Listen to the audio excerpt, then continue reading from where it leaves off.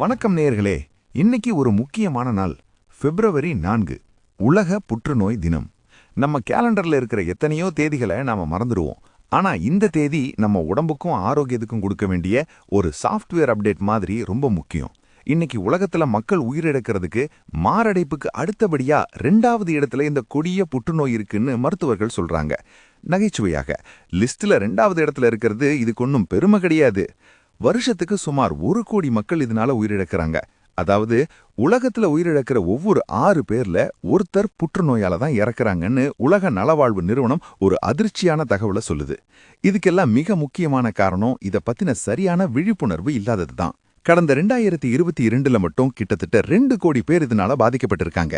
அது மட்டும் இல்ல, வர்ற 2050ஆம் வருஷத்துல இந்த எண்ணிக்கை 3 கோடியே 50 லட்சத்தை தாண்டும்னு கணிக்கப்படுது. இது இப்போ இருக்கிற பாதிப்பை விட 77% அதிகம்.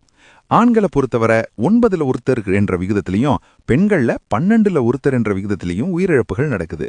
சிறுநகைச்சுவை, ஆண்களே நீங்க தான் இந்த விஷயத்துல டாப்ல இருக்கீங்க, கொஞ்சம் கவனமா இருங்க. பொதுவா புகையிலை, மது இதெல்லாம் தான் காரணம்னு நமக்கு தெரியும். ஆனா இப்போ காலநிலை மாற்றமும் ஒரு பெரிய காரணமா மாறியிருக்கு.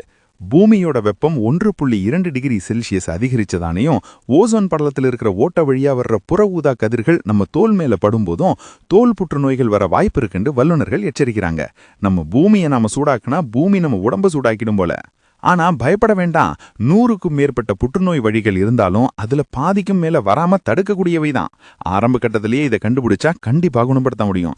தினமும் உடற்பயிற்சி, நார்ச்சத்து மிகுந்த காய்கறிகள், அப்புறம் அந்த ஜங்க் ஃபுட்டுக்கு ஒரு டாட்டா சொன்னாலே போதும்.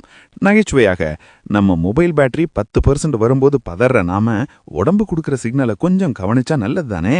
இந்த வருஷம் தனித்துவத்தால் ஒன்றுபடுதல் என்ற கருப்பொருளோட பிரச்சாரத்தை உலக சுகாதார நிறுவனம் ஆரம்பிச்சிருக்காங்க. பயத்தை விட்டுட்டு விழிப்புணர்வோட செயல்பட்டா இந்த நோயை நம்ம கண்டிப்பா வெல்ல முடியும். நம்மையும் நம்ம சுத்தி இருக்கிறவங்களையும் காப்போம்.